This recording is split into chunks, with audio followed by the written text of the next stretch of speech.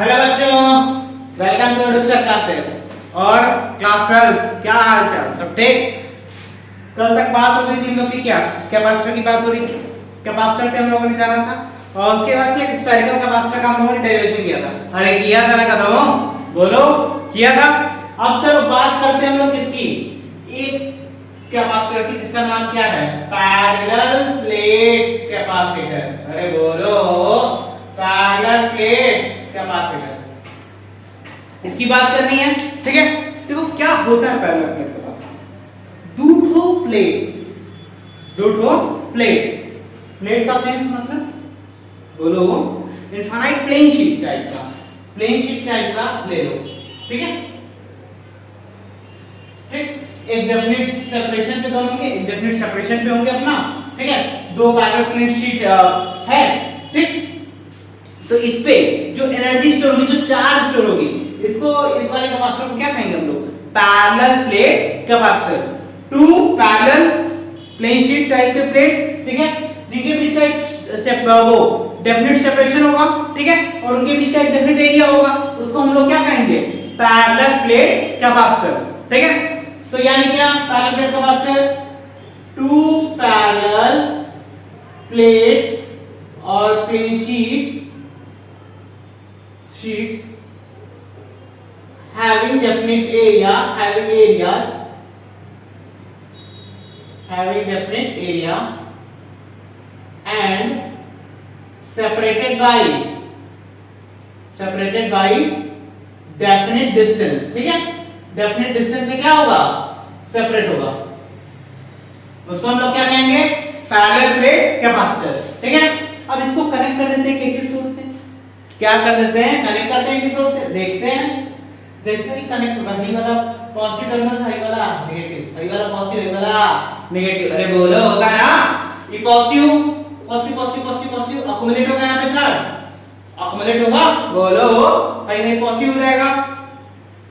जैसे ही पॉजिटिव होगा, दूसरा वाला प्लेट क्या बन रहा है, नेगेटिव बन रहा है, तो एनर्जी क्या हो, चार्ज एक प्लेट से दूसरे प्लेट गया, यानी एनर्जी क्या हुई है, स्टोर हुई है। अरे वही है ना, बोलो करो, चार्ज क्या हुआ है, ओवरऑल स्टोर हुआ है ना, पोटेंशियल का डिफरेंस क्रिएट कर दिया गया, पोटेंशियल का डिफरेंस क्रिएट हुआ है, तो क्या हुआ है, चार्ज स्टोर हुआ। अरे बोलो, होगा ना।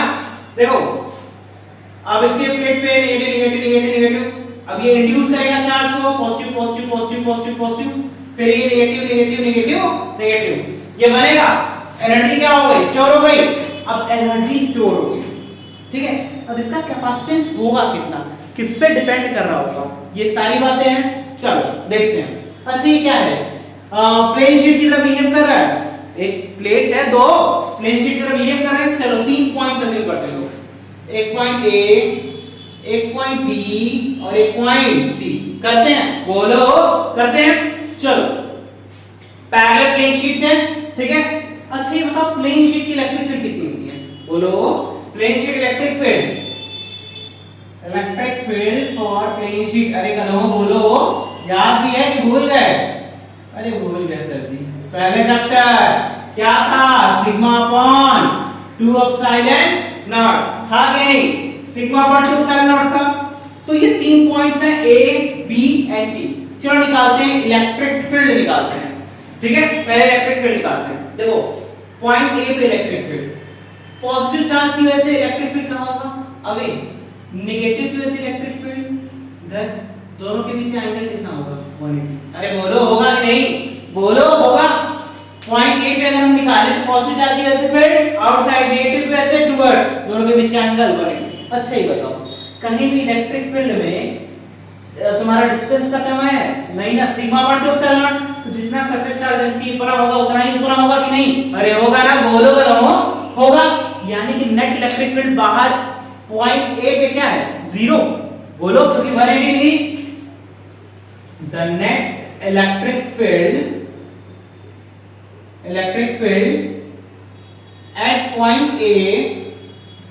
at point A outside capacitor is 0, outside capacitor is 0, outside capacitor 0 है, क्यों 0 है भाई, क्योंकि कोई भी सेपरेशन नहीं है, जितना पॉजिटिव उतना नेगेटिव, दोनों अपोजिट डायरेक्शन में 180 degree cancel out, net electric field 0। Point C पे निकालते हैं। नेगेटिव का electric field in the direction, positive की वजह से इलेक्ट्रिक फील्ड अवे, दोनों के बीच का एंगल फिर से 180 होगा। So net electric field at C, the net electric field at C कितना होगा? अरे बोलो करो, the net electric field at C is 0। C point ये थे, सी पॉइंट पे इलेक्ट्रिक फील्ड क्या है? 0 होगा। अरे बोलो कदम होगा ना। चल अब हम लोग कहां पर निकालते हैं? Point B inside, at point B. चलो पॉइंट बी पे निकालते हैं। नेगेटिव के इलेक्ट्रिक फील्ड कहां होगा? इधर, इधर। पॉजिटिव वैसे भी इलेक्ट्रिक फील्ड इधर, दोनों का इलेक्ट्रिक फील्ड का same direction. At point B due to positive charge, due to positive electric field, due to positive and negative electric field are in same direction, are in same direction होगा। जब same direction है तो net electric field क्या होगा? बोलो net electric field. अरे गधों निकालना बताया थे, वेक्टर एडिशन है ना, वेक्टर एडिशन है तो वेक्टर एडिशन लॉ क्या कहता है? दोनों सेम डायरेक्शन में हो यानी दोनों के बीच का एंगल क्या हो जाएगा? 0। तो नेट इलेक्ट्रिक फील्ड क्या होगा? E प्लस E माइनस होगा। अरे बोलो होगा। अब देखो तो E equals to E plus positive वैसे और नेगेटिव वैसे इलेक्ट्रिक फील्ड तो सेम ही होने वाला है ना। कितना है? सिग्मा अपॉन 2 एप्सिलॉन नॉट, बस डायरेक्शन बदलता है तो sigma upon 2 epsilon naught plus sigma upon 2 epsilon naught होगा। अरे बोलो तो E इक्वल्स टू क्या आएगा? 2 सिग्मा अपॉन 2 एप्सिलॉन नॉट, 2 से 2 कैंसिल, E इक्वल्स टू क्या होगा? सिग्मा अपॉन एप्सिलॉन नॉट होगा कि नहीं करो? होगा ना। अब देखो एक रिलेशन बताए थे इलेक्ट्रिक फील्ड और पोटेंशियल ग्रेडियंट का, बोलो बताए थे। तो E equals to V/D use करें, E इक्वल्स टू V/D। वहां पे पोटेंशियल ग्रेडियंट का अगर उसकी लार्ज चेंज में लिया जाए तो E इक्वल्स टू क्या होगा? V/D। तो E इक्वल्स टू अगर V/D होगा, इस इक्वेशन को 1 ले लें और इसको 2 ले लें, फ्रॉम इक्वेशन 1 एंड 2। समझ में आया कि नहीं? इक्वेशन 2 चलो देखते हैं फिर।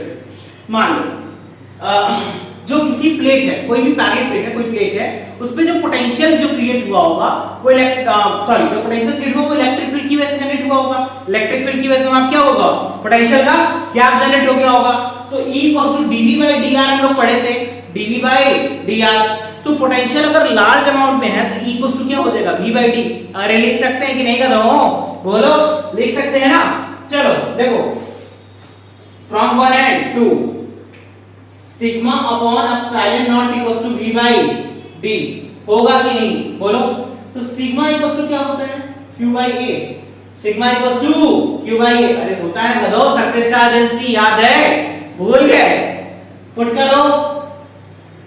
इक्वेशन 3 लेते हैं, इसको equation 4, putting 3 in 4, Q/A epsilon naught equals to V/D। तो V इक्वल्स टू क्या आ जाएगा करो? QD upon A epsilon not आएगा।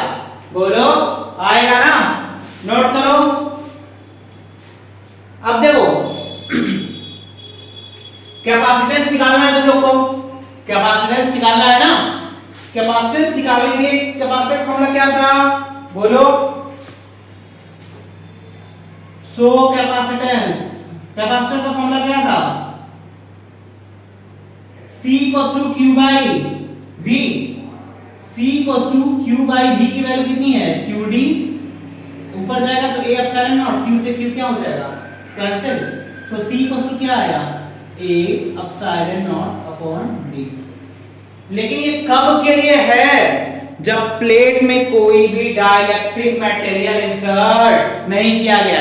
No any dielectric material is inserted in between this parallel plate. ठीक है, नोट डाउन करो जल्दी से।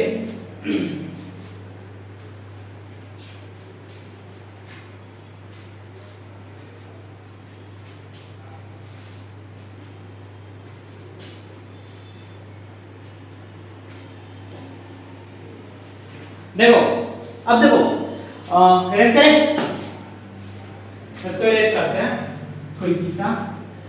अब देखो C इक्वल टू क्या है बोलो, A epsilon naught upon D। अरे है क्या दोनों, बोलो है ना। तो C equal to A epsilon naught upon D। अच्छा कैपेसिटेंस किस पे डिपेंड कर रही है, कब के लिए है, when air between the plates, ठीक है। एयर कहां है, बिटवीन द प्लेट्स, कोई डायइलेक्ट्रिक मटेरियल प्लेस नहीं किया गया। अच्छा कैपेसिटर किसके प्रोपोर्शनल होगा, एरिया के। बोलो एरिया बढ़ाओगे तो कैपेसिटेंस क्या हो जाएगा, इंक्रीज होगा। बोलो कैपेसिटेंस बढ़ाओगे, बढ़ाने के लिए क्या बढ़ाना पड़ेगा, एरिया, ठीक है। यानी C is directly proportional to epsilon naught, यानी एरिया पे डिपेंडेंसी है और किस पे डिपेंडेंसी है, मीडियम पे। मीडियम इंक्रीज, मीडियम अगर चेंज हुआ तो कैपेसिटेंस क्या हो जाएगा, बदलेगा कि नहीं। अरे कन्या बताया था ना कि कैपेसिटेंस देखो तीन टर्म पे डिपेंड करता है, दो टर्म वहां डिफाइन हुआ था, बोले थे बाकी तीसरा वाला यहां आके देखना, ठीक है। तो कैपेसिटेंस बढ़ाने के लिए मीडियम बढ़ाना पड़ेगा, मतलब मीडियम को बदलना पड़ेगा भाई। अरे बोलो करना पड़ेगा ना। चल अब देखो C inversely proportional to D है, सेपरेशन बढ़ा कैपेसिटेंस क्या हो जाएगा, घट जाएगा, D घटा कैपेसिटेंस बढ़ जाएगा, ठीक है। तो किस पे डिपेंड किया, सेपरेशन पे किया। अरे बोलो किया ना, नोट करो इसको।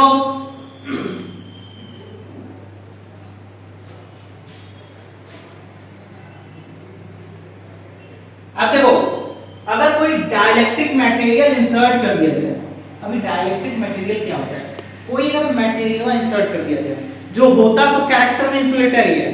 डाइलेक्ट्रिक मटेरियल क्या होता है, कैरेक्टर में होता है इंसुलेटर ही है, लेकिन उसको इंसर्ट कर दिया जाए तो क्या इफेक्ट पड़ेगा उसकी बात करते हैं, ठीक है।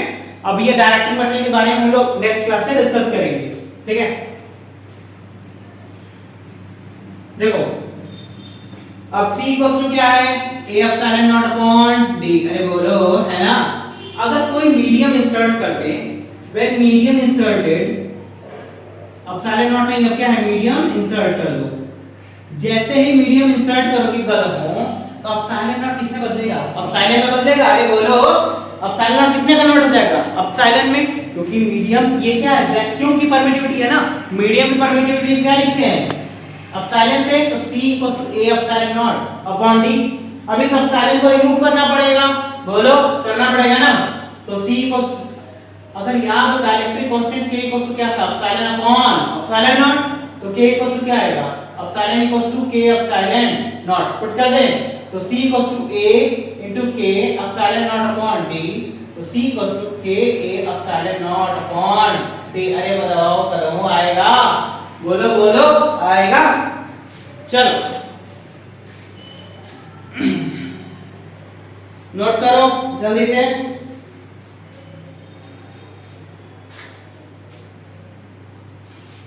अब T थिकनेस की कोई प्लेट रख दी जाए तो कैपेसिटर पे क्या इफेक्ट पड़ेगा। अभी ये वाला केस भी बचा है ना, उसको भी देखा जाएगा। उसके बाद फिर डाइलेक्ट्रिक मटेरियल्स क्या होता है, डाइलेक्ट्रिक मटेरियल इंसर्ट करने से कैपेसिटेंस पे इफेक्ट क्या पड़ेगा वो वाला देखा जाएगा केस, ठीक है। ये सिर्फ पैरेलल प्लेट कैपेसिटर एंड उससे रिलेटेड डेरिवेशन है, दैट्स इट, ठीक है। अभी आगे इस चीज को बहुत सारी चीजों को डिफाइन करना है। डाइलेक्ट्रिक मटेरियल्स आने वाले हैं, डाइलेक्ट्रिक मटेरियल्स के इफेक्ट क्या होंगे, कैसे कैपेसिटेंस इंक्रीज होगी, ये सारी चीजों को हम लोग डिस्कस करेंगे अभी फर्दर क्लासेस में, ठीक है। एक न्यूमेरिकल कर लिया जाए, इससे रिलेटेड कर लिया जाए। चलो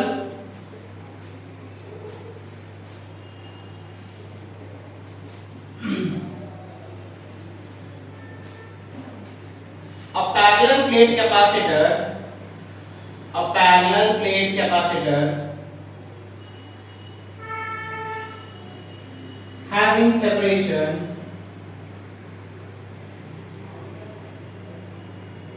3 millimeter and area 2 into 10 power minus 3 meter square and dielectric constant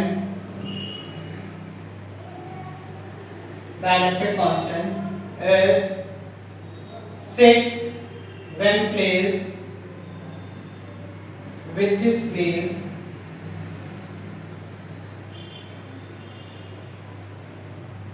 inside the plate find capacitance.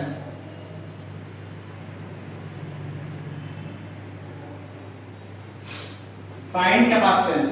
तो C इक्वल्स टू क्या होता है? C equals to K A epsilon naught upon D। K की वैल्यू क्या होती है? 6। बोलो, डाइलेक्ट्रिक कांस्टेंट कितना दिया है? 6। सेपरेशन D दिया है 3 मिलीमीटर, यानी 3 × 10 की पावर माइनस 3 मीटर। एरिया 2 × 10 की पावर माइनस 3 मीटर स्क्वायर।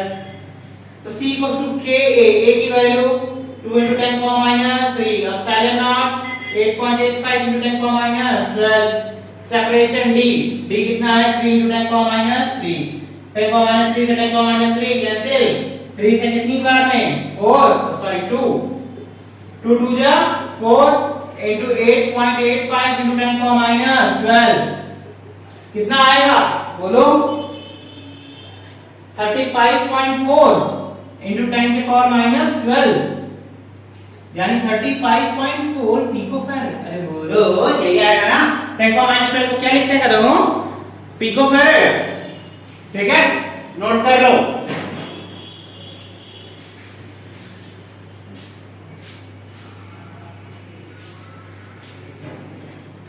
अब कल मिलते हैं हम लोग डाइलेक्ट्रिक कांस्टेंट। डाइलेक्ट्रिक कांस्टेंट की वजह से इफेक्ट क्या होगा, उसकी वजह से कैपेसिटर पे क्या इफेक्ट आएगा, ये सारी चीजें जानते हुए, ठीक है, और कॉम्बिनेशंस। ठीक, after that this chapter will get over. आपको जो न्यूमेरिकल डालना है आप ग्रुप में डालिए, कमेंट सेक्शन में सॉल्व करके मिलेगा। ठीक है, keep tuning with education classes. Like share subscribe कर दिया करो। ठीक है, चलो बाय।